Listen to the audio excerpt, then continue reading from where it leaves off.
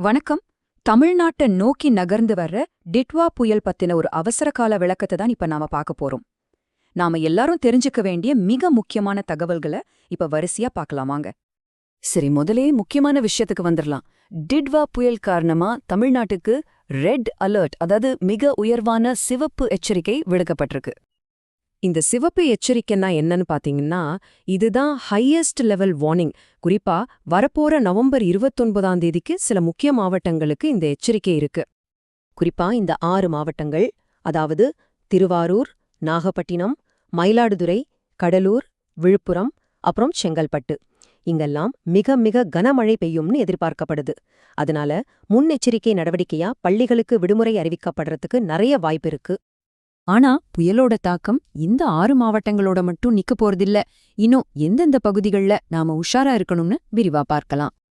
ஆமாங்க, இன்னும் பல பகுதிகள்ல நவம்பர் 29 மற்றும் 30 தேதிகள்ல கனமழை முதல் மிக கனமழைக்கான எச்சரிக்கை விடுக்கப்பட்டிருக்கு. இங்க பாத்தீங்கன்னா உங்களுக்கு தெளிவா புரியும் புயலோட தாக்கம் எவ்வளவு பரவலா இருக்குன்னு பாருங்க. நவம்பர் 29ஆம் தேதி டெல்டா மாவட்டங்களான தஞ்சாவூர், அரியலூர்லிருந்து வட மாவட்டங்களான வேலூர், ராணிப்பேட்டை வரைக்கும் கனமழைக்கு வாய்ப்பு இருக்கு. அதுவே அடுத்த நாள், அதாவது 30ஆம் தேதி சென்னை, திருவள்ளூர், காஞ்சிபுரம் மாதிரியான கடலோர மாவட்டங்கள்ல புயலோட தாக்கம் இன்னும் அதிகமா இருக்கும்னு சொல்றாங்க.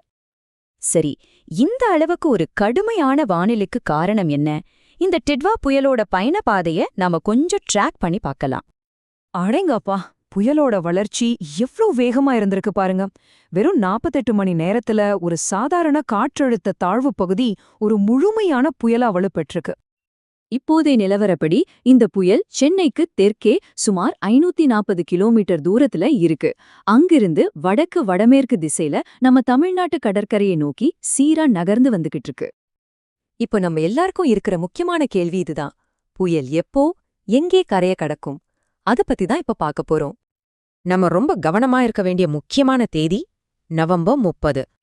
அதிகாரிகளோட கணிப்புப்படி நவம்பர் 30ஆம் தேதி அதிகாலையில புயல் கரைய கடக்கும். இதனால வட தமிழ்நாடு மற்றும் புதுச்சேரி கடலோரப் பகுதிகள் நேரடியா பாதிக்கப்படும்.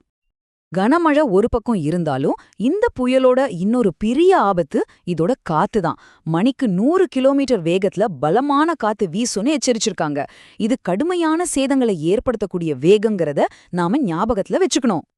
சரி, இந்த மாதிரி ஒரு சூழ்நிலையில நாம என்ன செய்யணும்? அரசாங்கம் என்னென்ன பாதுகாப்பு அறிவுறுத்தல்களை கொடுத்திருக்காங்க?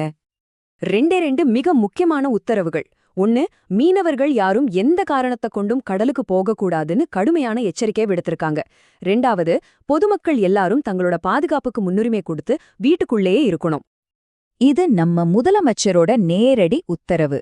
இதிலிருந்தே அரசாங்கம் இந்த புயலை எவ்வளவு தீவிரமா எடுத்துக்கிட்டு தயார் நிலையில இருக்குன்னு நமக்கு தெளிவாகுது. அதிகாரப்பூர்வமான கணிப்புகள் எல்லாத்தையும் உங்களுக்கு விளக்கியாச்சு. இறுதியா ஒரே ஒரு கேள்விதான். புயல் நெருங்கிக்கிட்டு இருக்கு, நீங்களும் உங்க குடும்பத்தினரும் தயாராவதற்கு தேவையான எல்லா நடவடிக்கைகளையும் எடுத்துட்டீங்களா? தயவு செஞ்சு பாதுகாப்பா இருங்க.